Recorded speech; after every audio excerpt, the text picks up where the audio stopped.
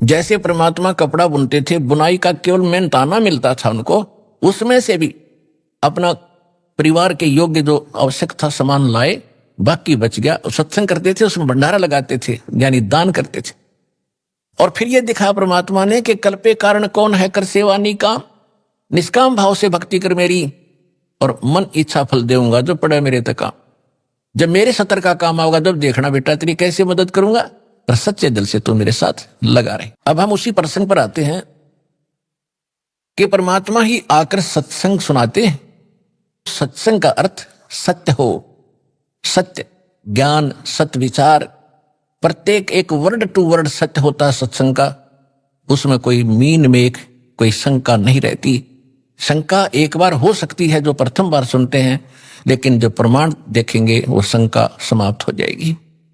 तो उस परमेश्वर ने 600 वर्ष पहले आकर सत्संग किया था। अक्षर पुरुष एक पेड़ है, जैसे जो पेड़ का हिस्सा जो पृथ्वी से तुरंत बाहर जो दिखाई देता है वृक्ष, वो पोर्शन है अक्षर पुरुष, अक्षर पुरुष।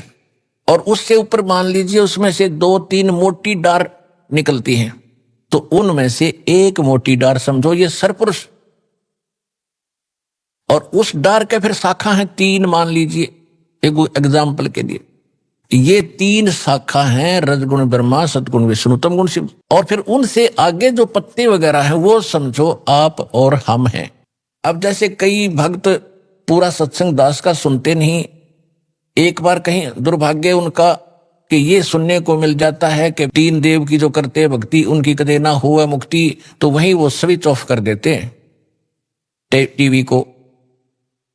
तो ये उनका दुर्भाग्य है। पहले ये सुनो कि पहली बार आप सुन रहे हो कि इनकी भक्ति जो करता है वो मुक्त नहीं हो सकता, तो ये तहत जाना चाहिए कि ये जो बोलने वाला ये मूर्ख है या किस टाइप का आदमी है, ये तो सुन लो। और ना अच्छा लगे तो ठीक है भाई, अपनी जो कर रहे हो करते रहो, सुनने में भी क्या दिक्कत है। तो जिस कारण से ये क्या कह देते हैं कि रामपाल तो ब्रह्मा विष्णु महेश की भक्ति छुड़वाता है। भक्ति नहीं छुड़वाता दास, भक्ति यानी इनकी साधना नहीं छुड़वाता।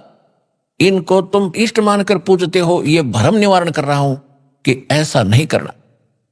जैसे संसार रूपी वृक्ष है, इसका प्रमाण मालिक ने दे दिया। अक्षर पुरुष एक पेड़ है, सरपुरुष वा की डार, तीनों देवा शाखा है, पात्र संसार।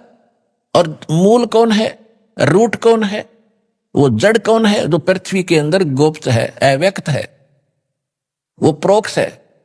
तो वो जड़ जो है उससे पूरे वृक्ष का पोषण होता है।